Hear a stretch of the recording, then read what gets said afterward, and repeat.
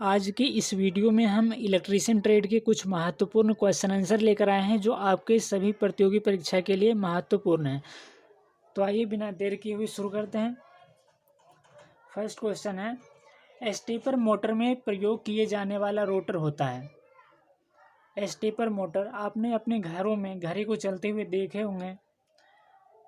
घड़ी की सुई होती है, चलती है फिर रुकती है, चलती है फिर रुकती है। इसी तरह स्टेपर मोटर भी होता है जो चलती है फिर रुकती है। तो इसका सही उत्तर हो जाएगा अस्थायी चुंबकीय प्रकार का। स्टेपर मोटर में अस्थायी चुंबकीय प्रकार का रोटर प्रयोग होता है। इसका सही उत्तर हो जाएगा ऑप्शन बी।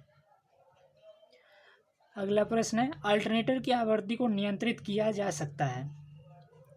ऑप्शन है प्राइम मूवर की गति पर, पोल्स की संख्या द्वारा, एक्साइटर द्वारा, उपरोक्त सभी।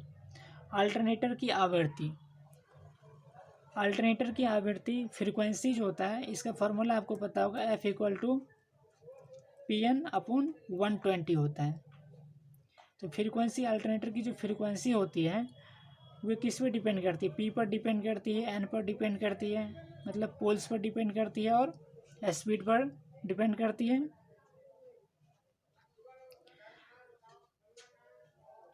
ऑप्शन है प्राइम मूवर की गति पर। फ्रीक्वेंसी जो है प्राइम मूवर की गति पर, तो N है, इसका गति हो जाएगा, इसका स्पीड इस पर डिपेंड करता है। इसका सही उत्तर हो जाएगा, ये इसका सही उत्तर होगा।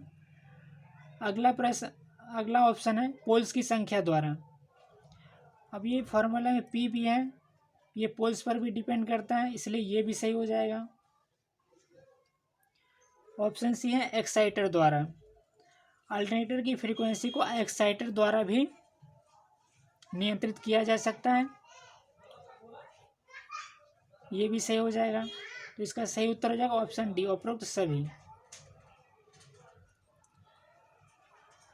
अगला प्रश्न है, चल लौ धारामापी में निम्न में से कौन सी अवमंदन विधि सामान्यतः अपनाई जाती है? ऑप्शन है वायु अवमंदन, द्रव अवमंदन, एडी करंट अवमंदन, विस्फोटी अवमंदन। चल लौ जो होता है वो होता है moving iron instrument, MI type instrument होता है।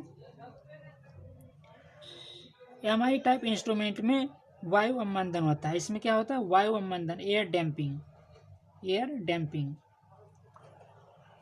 यदि आपसे पूछा जाता है MI की जगह पे MC टाइप इंस्ट्रूमेंट के बारे में, तो MC में क्या होता है? एडी करंट डैम्पिंग होता है। तो इसका सही उत्तर होता है ऑप्शन सी। यहाँ पे आपसे पूछा गया है चल लौ धारामापी, मतलब MI टाइप इंस्ट्रूमेंट, इसलिए इसका सही उत्तर हो जाएगा ऑप्शन ए। इसमें वायु अवमंदन, एयर डैम्पिंग होता है। अगला प्रश्न है, किसी ट्रांसफार्मर का वोल्टेज रेगुलेशन निगेटिव है, तब उसका लोड पावर फैक्टर क्या होगा?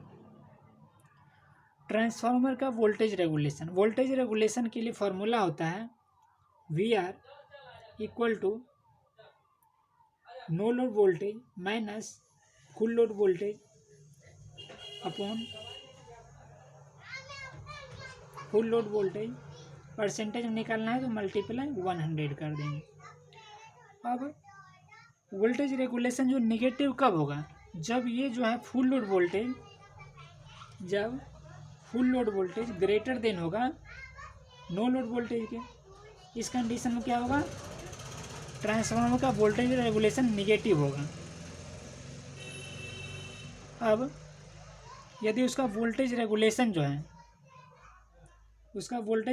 या शून्य है या फिर ऋणात्मक आ रहा है, तो पावर फैक्टर क्या होगा? पावर फैक्टर लीडिंग होता है, लीडिंग पावर फैक्टर होगा, मतलब अग्रगामी होगा। यदि ट्रांसफार्मर का जो वोल्टेज रेगुलेशन है वो धनात्मक है तो उसका power factor lagging power factor होगा, मतलब पश्चगामी होगा। और प्रश्न है, किसी ट्रांसफार्मर का वोल्टेज रेगुलेशन निगेटिव है, तब उसका लोड पावर फैक्टर क्या होगा? तो इसका सही उत्तर हो जाएगा ऑप्शन बी, अग्रगामी। Thanks for watching this video.